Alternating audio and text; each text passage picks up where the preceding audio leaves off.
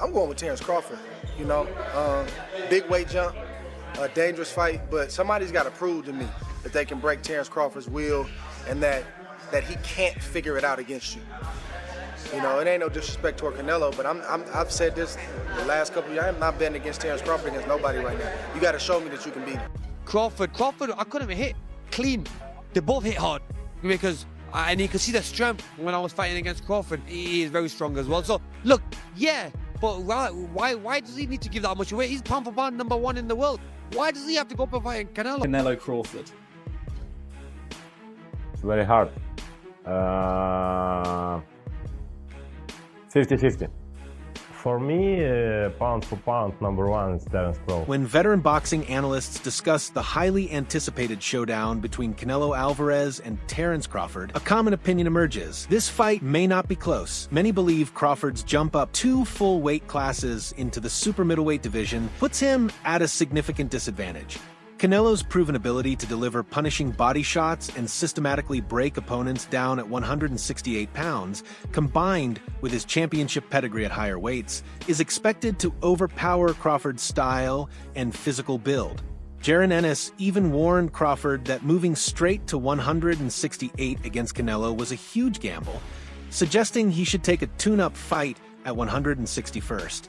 He reminded everyone that Canelo has ruled the super middleweight division for years and has repeatedly stopped naturally bigger men. I think you gotta lean more towards Canelo because, like I said before, he been putting big guys out and down, and Canelo not even really a 68 pounder. He probably really should be at 60 maybe, and he been hurting these guys. I think he be dropping these guys and things like that. So, and them guys be way bigger than him come fight night. I know that for sure. They be probably close to 200 pounds. And he dropping those guys like that, so I don't know. You know, it's gonna be a great fight. You know, the fans want to see it, so so be it. I think Crawford should take a warm-up fight. You know, at like 60 or like at least at 60, just to get his body, the feeling of somebody a little bit bigger. And things like that. I know when you go up in weight, you gotta develop that power and not develop the power, but like put that muscle on and be heavy and things like that. So he might not want to take a fight because he's trying to build up right now. But I think he should, just to stay sharp and that way he don't have like a long layoff or anything like that. Former champion Carl Froch argued that Crawford is climbing multiple weight divisions and likely won't last beyond 6 rounds against Canelo's relentless strength and body attack. Froch predicted Crawford would struggle to survive more than 4 to 6 rounds, given the steep jump of 2 or even 3 divisions. The crap, load of rubbish. The fight really was a waste of time. If you haven't watched it, don't watch it because there's better things you can be doing, like probably watching the grass grow or watching some paint dry maybe. But that fight was a total waste of time. Watching that as a former unified super middleweight world boxing champion and Hall of Famer, I was thinking to myself, what an opportunity you've got there. If I was fighting still 10 years ago, if that opportunity came up for me, I know Canelo Alvarez is going to be a tough fight for anybody. I know it's a long ask trying to beat a guy like that, but come on, if I'm in there with Canelo for whatever amount of money, there's going to come a point where I'm saying, right, I'm going for it now. Probably around 3 or 4, I'm going to stick it on him and have a go. To be given an opportunity like that, Skull, defending his IBF title and potentially becoming undisputed, to go in there and just perform like that, for me, it's not acceptable. And I think in my day and with my mindset and the way I used to fight, I'd have gone for it. Just gone for it and then give the fans, give the boxing fans and do myself and my trainer proud. He has passed his best. He's had over 60 fights. He's made a fortune. Why is he even still fighting? But this is a super fight against Crawford. Yeah. But it could go wrong for him. He could end up losing. Whoever loses, it'll be an upset because the amount of people that think Crawford's going to win, Crawford's certainly an unbelievable bad boy fighter, proper good fighter. Then you've got Canelo, who just... Abel Sanchez, former trainer of Gennady Golovkin, called the matchup ridiculous, stressing that Crawford hasn't yet shown the size, power, or physical growth necessary to compete at 168 pounds, and that he would likely need a knockout to win. Canelo versus Terence Crawford. I'd like to get your thoughts on how that fight plays out and a prediction, if possible. Okay, well, first of all, Terence Crawford is a great fighter, but so is Canelo.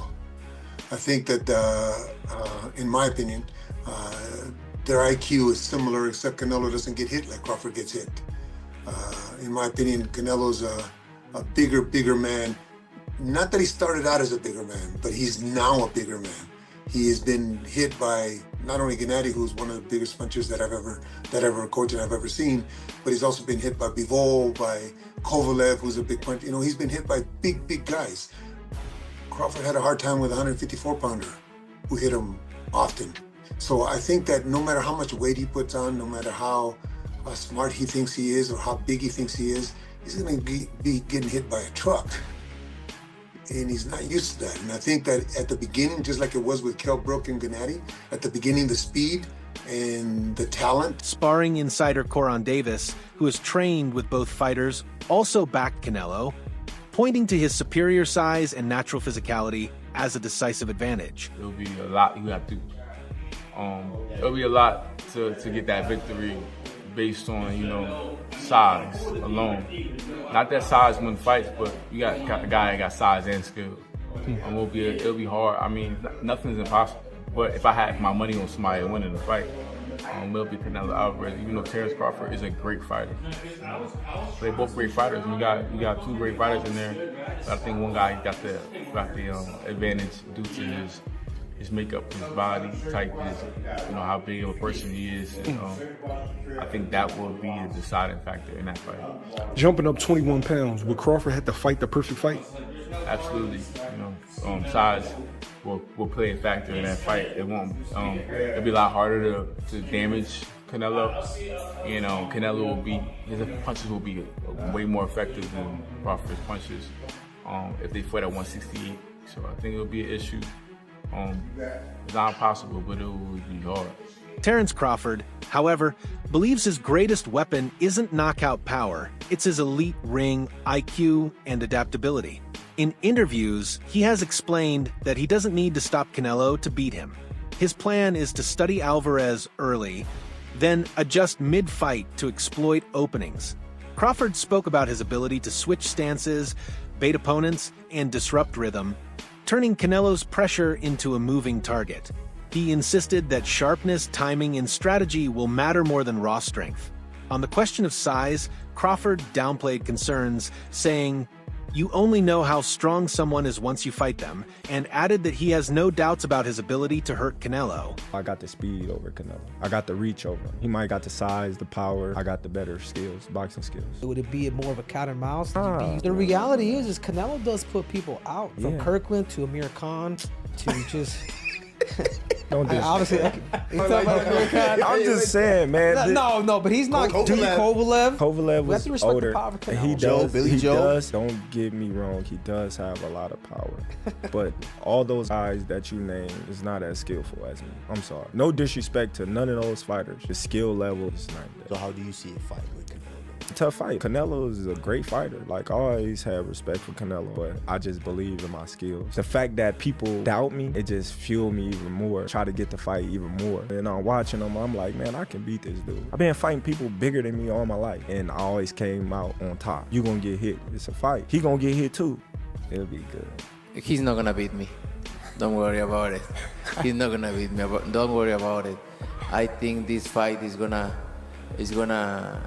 be in the books of the history of boxing for sure. That's for sure. For sure, them belts coming with me. They coming home with me. I'm telling you right now. You can see it, but it's gonna be difficult. You take it to your I'm taking them. And ain't nothing you gonna be able to do about it come fight and night. I know Turkey is in your corner, I promise you. But look, it's gonna be very difficult. He's gonna be so mad that day. Believe me. I see you. I see you. You see I'm different. I see you too. You see I'm different than all the other ones. No, I see you. No, you don't know different. You're nothing different. I'm different. Nothing different. I'm different. We'll see. You're going to see. We'll know see. It. We'll see. We'll see. Sean Porter has expressed real concern about Crawford's ability to absorb Canelo's power over a full 12-round fight at 168 pounds. He highlighted the massive leap from welterweight to super middleweight as a risky move. While Porter acknowledges Crawford's skill and intelligence, he fears Canelo's strength and early pressure could wear him down. The others say, like, no, that's 2 more weight classes. Like, once he gets touched by Canelo, it's going to be different. I am concerned about him absorbing a Canelo punch, especially through the course of 12 rounds. We do know this about Canelo. He's going to slow down, you know. So I think, if anything, Canelo would try to start fast and bang on him and break him down before he gets later, and he's still got that kind of steam. But, you know, there's so many components that make a champion. There's so many components that make a great, a legend. It's just so much to go into. It's a conversation that lasts an hour easily when we talk about all of the components that Terence Crawford has, all of the components that Canelo have, and how we find how they even out and who trumps one another, you know what I mean? We tried to do that with Errol Spence and Terence Crawford, and we see how that panned out, you know? Bill Haney has been outspoken in his support for Crawford, confidently declaring that he will beat Canelo into a bloody pulp and calling him the best fighter in the world. At the press conference, Haney even placed a $100,000 bet on Crawford, shouting from the podium that the event truly began when he showed up. Still, Haney also warned Crawford to be alert, not just inside the ring, but against any possible doping issues tied to Canelo's camp. Canelo Crawford, what's your breakdown of the fight? Huh? Canelo against Crawford, what's your breakdown? Man, when you talking about these big fights, you whispering. You talking, you said Canelo and Crawford? Yeah. Man, come on, man. That's the biggest fight, you know what I mean, in boxing right now. Canelo and Crawford. Crawford stepping up. Man, it's so big, you got Muhammad over there saying something about it. That's how big it is. He came off the bench from the 60s, right, Muhammad? You go back in the 60s? Yeah, well, listen. 60 years of boxing. Canelo, it's big. And shout out to Crawford stepping up. But does Crawford have to be worried about more things than just boxing? Uh-oh. Absolutely. Uh-oh. Let's go. I didn't say he has to do any accusing, nor we would do that, but I'm saying is, let's worry. If you watch what happened to Devin, Devin just came out and said the damage is done after the fight. You can never go and repair that. So let's be cautious, let's be prepared, and at the very least, join 365 VADA 365 drug testing like Devin is doing. Crawford has spoken candidly about his past opponents, offering insight into his mindset. He named Yuriorkis Gamboa as the hardest puncher he's ever faced, noting Gamboa's speed and power, even though Crawford eventually stopped him in their 2014 lightweight title bout. He also called Egidijus Kavaliauskas the physically strongest opponent he has encountered, though not necessarily the hardest hitter.